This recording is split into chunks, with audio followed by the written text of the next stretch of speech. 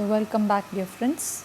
We are in the discussion of protein synthesizing machinery and majorly ribosomes and the three types of RNAs are required for synthesis of protein.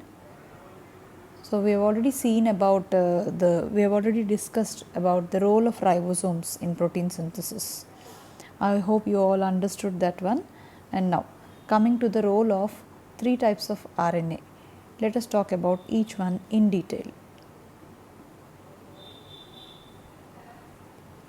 mRNA, messenger RNA.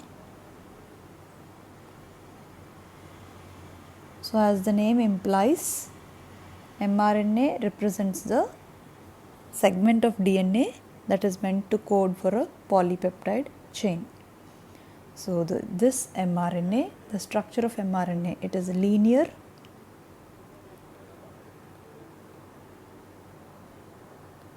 mRNA represents the genetic message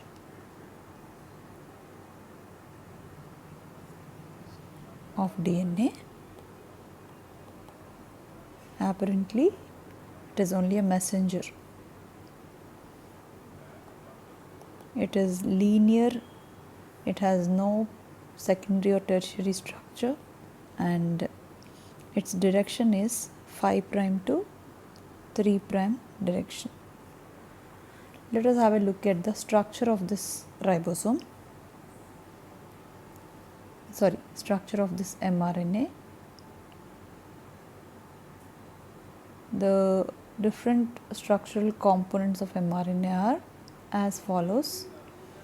It has untranslated region. mRNA can be grossly classified as two regions. One is untranslated regions located on either side of the mRNA, and the middle one is the translated region.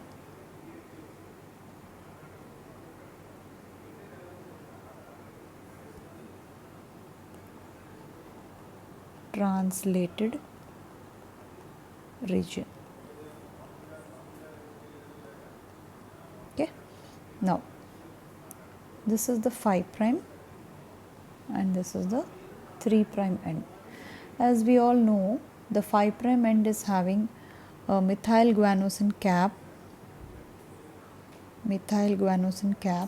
and the 3' end is having a poly A tail. Apart from this, the UTRs are essential for efficient translation. Let me write here. UTRs, untranslated regions.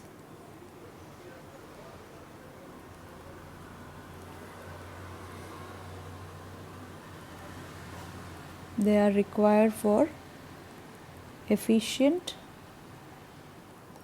translation.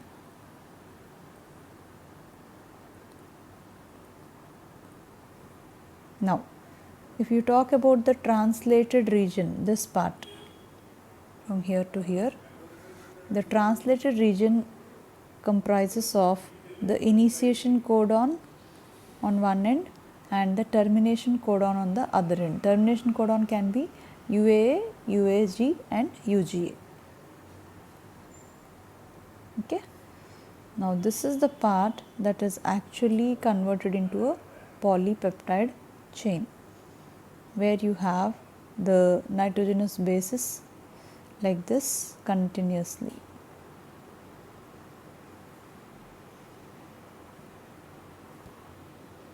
Translated region.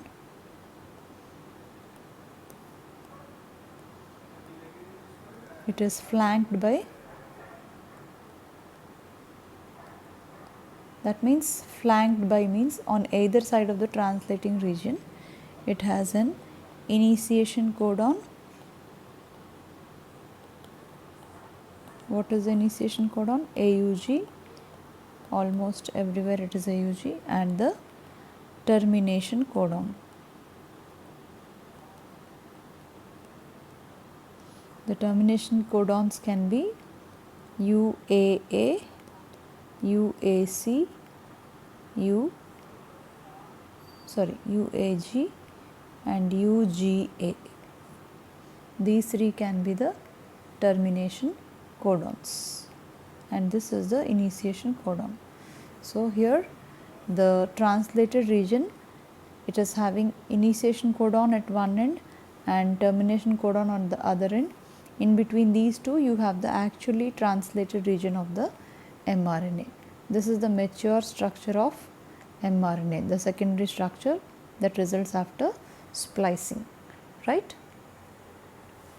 Now, a very important point here is the order of the amino acids in a polypeptide chain is represented by the order of nitrogenous bases of the mRNA. This is the statement of NCERT. According to NCERT, the order of amino acids in a polypeptide chain. Who determines this order? It is determined by the DNA, but it is represented by the order of nitrogenous bases or the nucleotides of mRNA. Now, to understand this, suppose your mRNA is having 3 codons like this.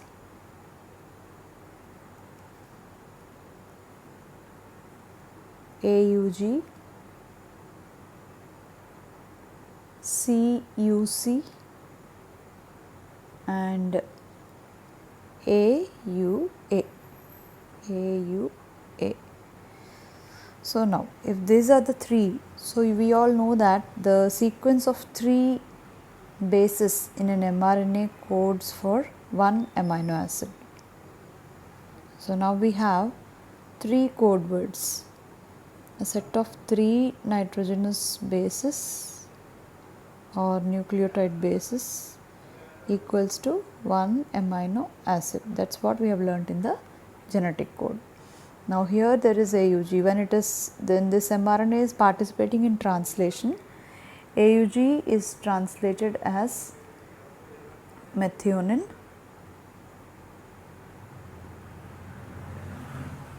Next to methionine, CUC.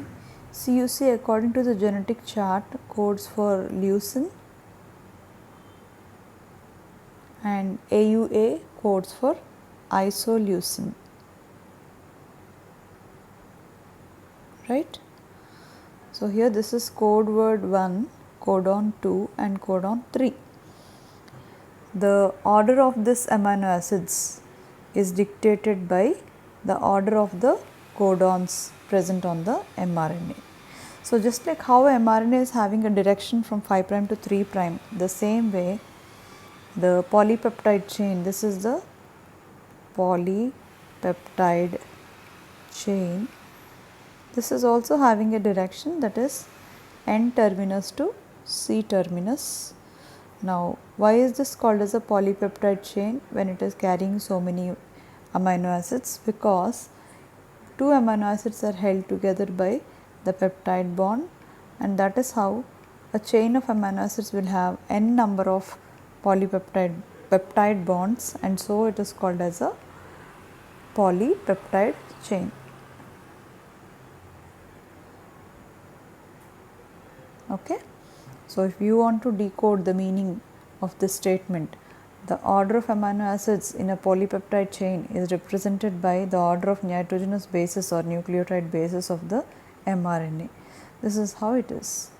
If these code words are changed, if CUC is replaced by AUA and AUA is replaced by CUC, isoleucine becomes the second amino acid, whereas the leucine becomes the third amino acid, right? I hope you understood now. Now we will go for the second RNA, that is the tRNA. Now tRNA is unlike the mRNA, it has a 3D structure. The 3D structure is, it appears like an inverted L. Okay. So, tRNA is otherwise called as an adapter molecule. It plays the role of an adapter role in protein synthesis. How? Well, the tRNA is capable of binding to an amino acid. At the same time, it can also bind to the mRNA. It is this specific capacity of the tRNA to bind to both the amino acid as well as the mRNA that gave the function called adapter. So, this is how it is. This is the 3' end and this is a 5' end, and here you have your amino acid attached at the 3' end, right. So, on one side it is attached to the amino acid, and on the other side, that is called as the anticodon loop or the anticodon site, it is able to bind itself with the codons of the tRNA. Suppose codons of the mRNA, sorry. Suppose mRNA is having AUG here. Now, the ribosome, the tRNA, the anticodon side should be binding with this with the help of the complementary codons UAC. Now, this is the anticodon loop with which it can interact with the mRNA, the codons of the mRNA. Now, this is the amino acid attachment site, 3' end of the tRNA, right. So, as you can see very clearly, tRNA is called as an adapter molecule because it can communicate with amino acid equally with the same comfort. It can also communicate with the mRNA, and that is how it gained the name of title of an adapter molecule, right. Now, after the tRNA, you have the rRNA. R stands for ribosomal RNA.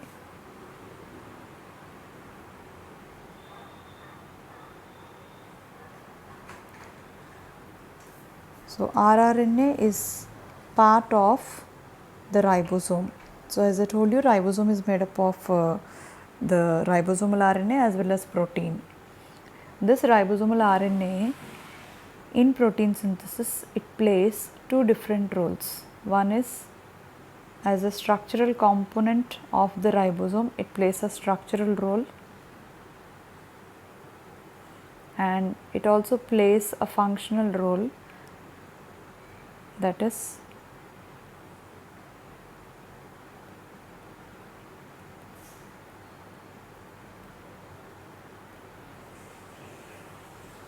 catalytic role.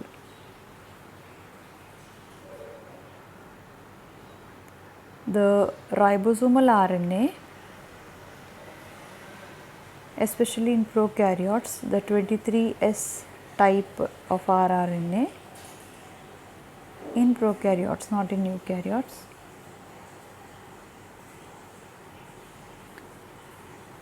is playing the role of a catalyst, and so it got the name ribozyme. Now, it is this ribozymal RNA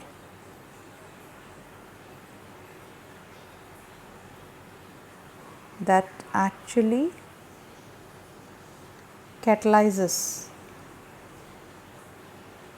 the formation of peptide bond.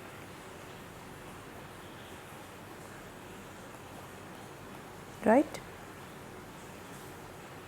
So, between two amino acids, when a peptide bond is supposed to be formed, there we need one catalyst, an enzyme, but unusually the ribosomal RNA, the RNA of the ribosome itself will play the catalytic role, and this catalyzes successfully the formation of peptide bond between two adjacent amino acids.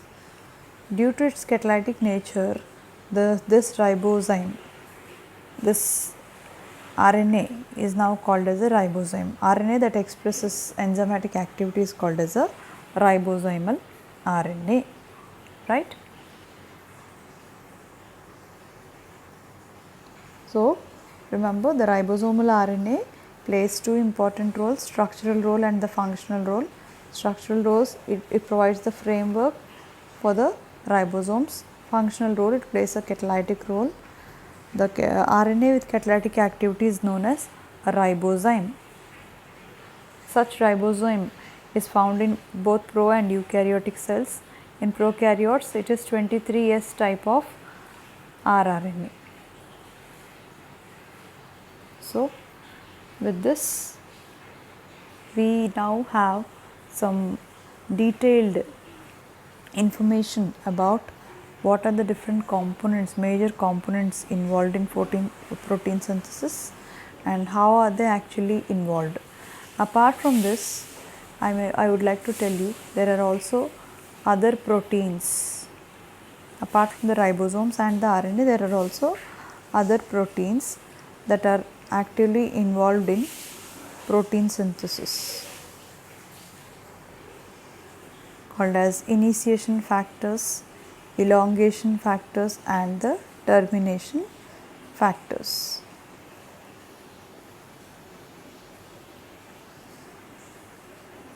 Peptide bond formation, we also need lot of energy.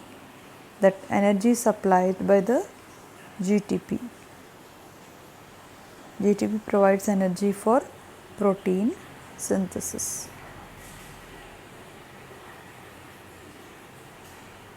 Okay, so that's all for today.